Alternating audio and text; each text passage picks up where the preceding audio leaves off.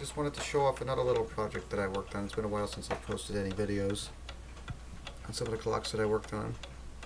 I got this clock probably about 2 or 3, let's see, when did I get it? Thursday. Yeah, so I guess that'd be 2 days ago. It's a Gilbert movement. Let's see if I can get the light down a little bit. It's a little dark, so it doesn't really get... Wait a minute. So I'm holding the light in one hand and the camera in another, so you'll have to bear with me for a minute. There we go. Now you can see the escapement wheel. Pendulum.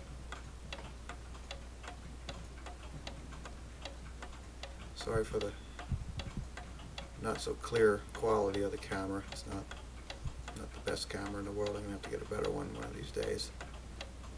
You can see the hammers right there. Plenty of meat on them.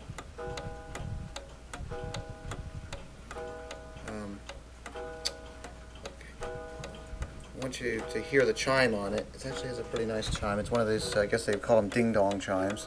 So let me just get the clock's hands a little closer so we don't have to wait for so long. There we go. I usually like to let the clock chime on its own, but you'll see the mechanism work here. You can't see as much of the gears on this one as you could the other Mantle clock I had. But when I bought this clock, it was completely non-functional, but it's a Gilbert, by the way. There's the tag on it. I don't think it's an 1807. That's when the company actually opened, but it's there. Now you can see it. But it's a Gilbert clock, which is a good brand movement, Connecticut made. So they make good movements. And the Gilbert's been around a long time. I don't know if they're still in existence, but I don't think so. But it could very well be. I haven't seen any newer Gilbert clocks lately. But they make good movements. Nice thick plates, good bushings. They seem to hold up pretty well. And I get a fair amount of Gilbert Mantle clocks for repair. So, but this one's mine. This was my little project. And actually, what I think we're going to do eventually with this one is I'm going to hit the cabinet. As you can see, the cabinet's a little dull. It's got some nicks in it, stuff like that. But I'm going to hit it with some citrus oil. That'll hopefully bring it up a little bit, re-moisturize the finish, and maybe sell it at some point. It's a perfectly functional clock now. When I first got it, it was completely non-functional. It had been serviced in a long time, and the movement was really dirty. A lot of gunk in there, and you know, it was just a mess. I could have done probably a little bit of a better job of dusting in there, but I got as much out as I could. But it was completely non-functional. The gears were almost frozen in position, but you can see it's working nicely now. Just needed a good thorough cleaning and oiling and some minor adjustments made. See, there's a nice even tick to it. That's one thing with me is when I fix clocks, their ticks have got to be perfectly even. If it's even off by just a little bit, I can hear it and it bothers me, and then I got to get up and fix it. So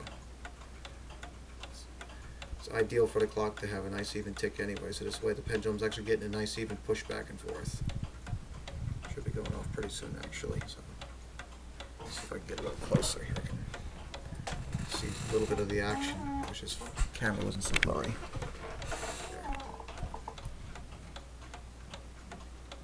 You can't even see the teeth of the gears. It's so blurry.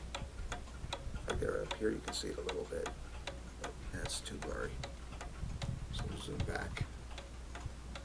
See the whole works here. Actually, I'll get a little bit at an angle so you can see the hammers move.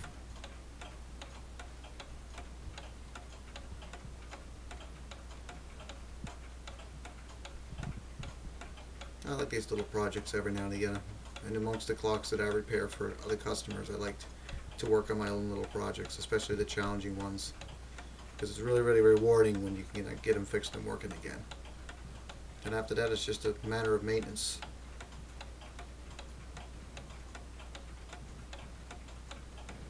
Oh, there it is. Oops. Sorry, I had to check something.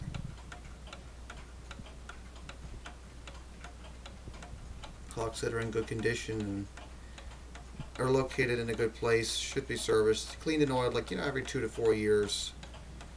If the clocks or movements are questionable, if there's any questionable bushings, or if the clock is exposed to a lot of heat or dust, like say by a fireplace, or where there's a lot of traffic, every 1 to 2 years would be a better schedule. for basic cleaning and oiling. Preferably done by a professional. A lot of people try and oil their clocks just with the movements in them, and it actually ends up making more of a mess than it would be if it was done by a professional. Because when it's done by a professional, the movement's actually broken down to its individual components and cleaned and thoroughly before it's then put back together and oiled. That's the best way to do it. So this way you remove all the gunk and not just try and cover it up. There we go.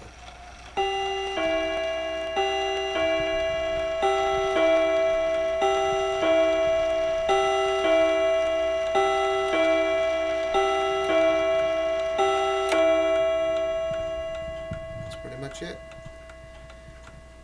Has a much nicer sound quality than another Mantle clock that I had several months back.